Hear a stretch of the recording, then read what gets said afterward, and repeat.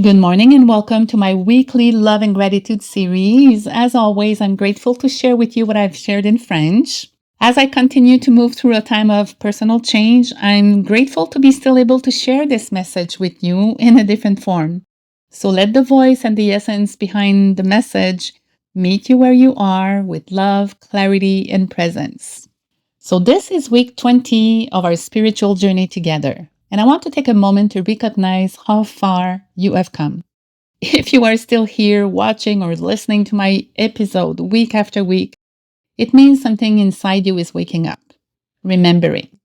And you're not just here gathering ideas anymore. You are maybe beginning to live differently.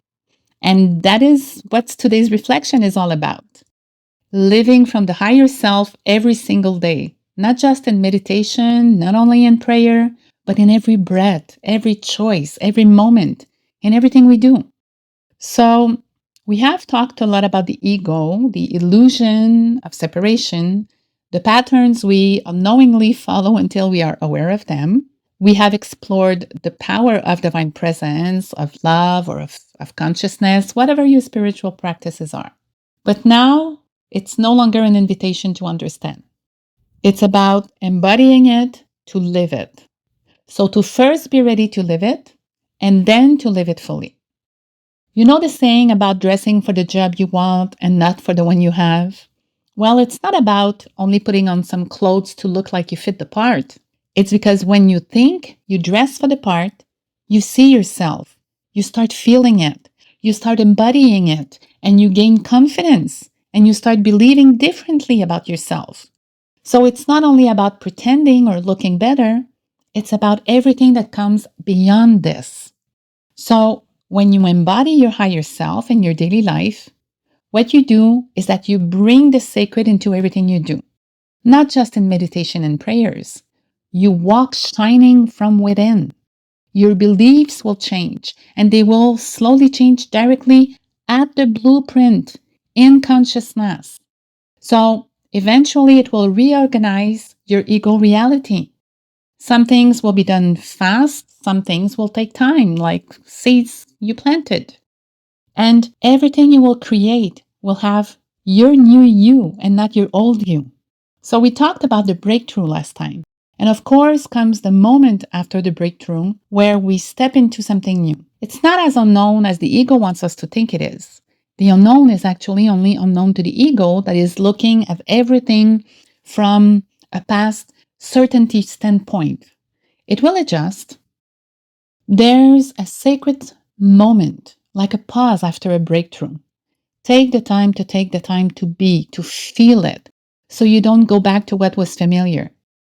You have done the inner work. You have gone through resisting the change. You have questioned your limiting beliefs.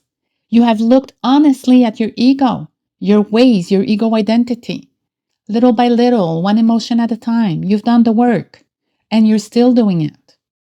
And now you might be asking yourself, okay, what's next? Not really from an ego standpoint, wanting to know the future ahead of time, but more what's next now that I am no longer who I was, and I'm not completely sure of where I'm going since I'm walking in fate. Because let's call it what it is. Walking the unknown path is walking by fate. Most people try to go back to live the same life, maybe an improved one, because it seems easier, or because some habits are still very present, or maybe by being influenced by others, like friends and family members, who knew who they were and are not aware of the inner changes that took place within. So the only thing that might look different in their now is that they walk with more spiritual knowledge. But the higher self doesn't want to be a decoration, it wants to lead. I remember when I first read A Course in Miracle, reading that to learn this course requires willingness to question every value that you hold. And I'm telling you, I never thought I would seriously question every belief and everything I knew about life. But I did, and it was wonderful. So, our journey goes through learning to survive life from our education, and then we must unlearn all that we have ever learned to leave space for the truth and remembrance to step in. and start living from truth and not from the ego standpoint. The ego is and will always be present in our physical life, but it must go back to its neutral position that it was in its original form. Let that sink in for a moment. So the Course is reminding us that it's not about adding spiritual truth to our lives. It's about letting go of what was never true to begin with. Embodiment means integration. To embody your higher self is to allow what you now know at a soul level to enter your life. It's when compassion shows up not during prayer, but when your child or anyone interrupts your quiet moment, for example. It's when clarity is your guide, not just when you're journaling, but when a frustrating email arrives, you can stand in your truth. It's when you let your inner peace determine your action, not just with like-minded people, but when someone projects their pain, their ego-based reaction, their ego-based way onto you. This is where the serious steps begin. It's where you can no longer bypass your spiritual essence. And it's where you start to see that you don't need to escape life to be spiritual. You don't need to go to some retreat, vacation, or weekend to realign yourself, or to go to a specific place to connect within, or even listen to some spiritual teacher. Life itself becomes your spiritual practice. Here are a few questions to answer with your heart. Take the time to reflect on this, even journal it if you feel called, so press pause if you need to. Where in your day are you still waiting for the right time to be your higher self because you feel you must be your ego identity? What moment do you see that you're not spiritual enough for divine presence because you have learned that this was bad and not very godlike? Who triggers your ego the most? And what would your higher self say instead of your reactive patterns in your mind, your thoughts, and your actions? Stop judging yourself. It's not about judgment. It's about lovingly becoming aware of the moment when your ego is driving your belief and thoughts. Because when you begin to bring your higher self into the problematic moments, you stop dividing your life into this is sacred and this is ordinary. Only the ego will compare and say this is good and this is not. What is simply that. What is. So see if you see what is from your judging mind or from your loving higher self, knowing that we all live, we struggle, we learn and unlearn, and we do not know everything. Every moment is actually sacred. Let me tell you, a woman I once worked with had done all her inner work. She had notebooks filled with insights, deep breakthroughs during meditations, but she was still getting angry at her partner for not understanding her journey. And one day I asked her, what would your higher self do when your partner doesn't meet you where you are in your own growth? She paused with tears coming up, and she said that she would just love him anyway. So that was her breakthrough, not heard in silence on a meditation mat, but in the kitchen. That is what embodiment is. It's in everything. It's in how you answer the phone. It's in how you speak to yourself when you're tired. It's in how you breathe through traffic. It's in how you pay your bills, clean your space, meet a stranger's eyes. You don't need incense or mantras to be holy. You already are. We all are. And the moment you stop waiting for the right time, the sacred reveals itself in your now. It's not meant to be hard. Only the ego makes it complicated and will show us that it's not in everything we do and we need a special setup because the ego knows it will lose its power if we start living from a higher self. Here's a loving truth. It's not hard to live from your higher self. It's actually hard to live from the ego. And yes, I admit, when you start living from your higher self, you face people living from their ego, and that can create some conflict, triggering the old self wanting to take back its place. But that old self does not fit in this lifestyle anymore. So you will need to stay aligned to stop feeding the fear. The ego tells you that you must be perfect, and if you live from your higher self, you cannot feel negative emotions. That if you make a mistake, you have failed, and that you're not there yet because of all of those. That's not true, because the higher self just keeps returning to love again and again. The higher self knows that those are experiences allowing expansion, unlearning, and expansion. If you bring forth what is within you, what you bring forth will save you. If you do not bring forth what is within you, what you do not bring forth will destroy you, as we can read in the Gospel of Thomas.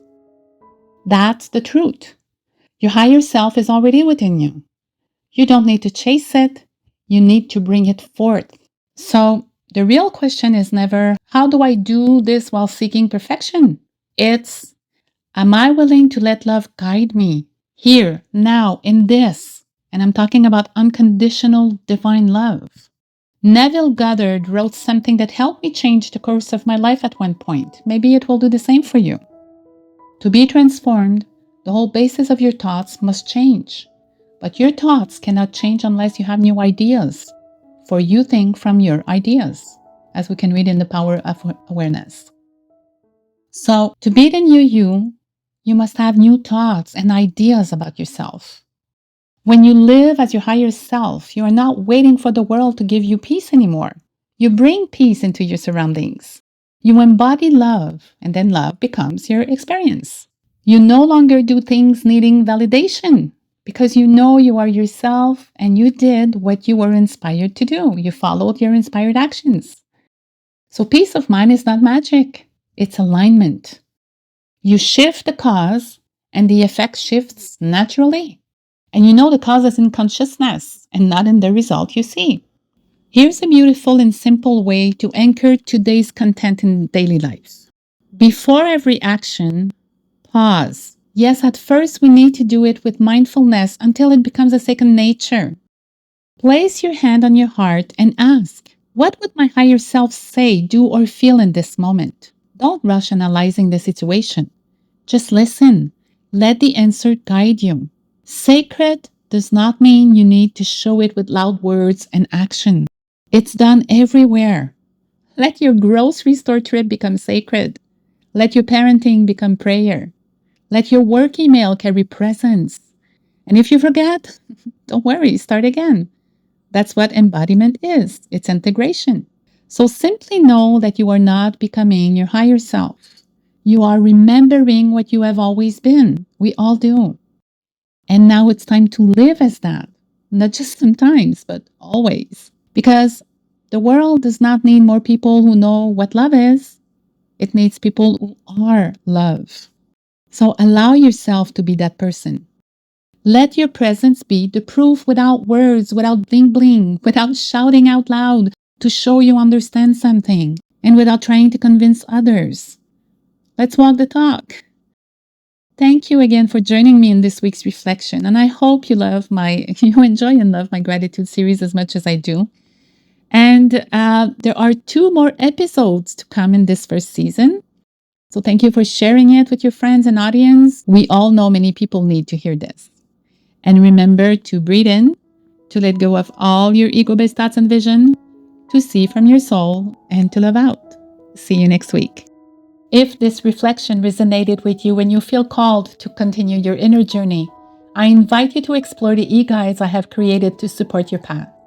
And if this reflection has touched your heart, donations are always welcome as a thank you of gratitude. You will find all the links in the description. No matter how you choose to walk alongside this work, know that your presence and openness are always deeply appreciated.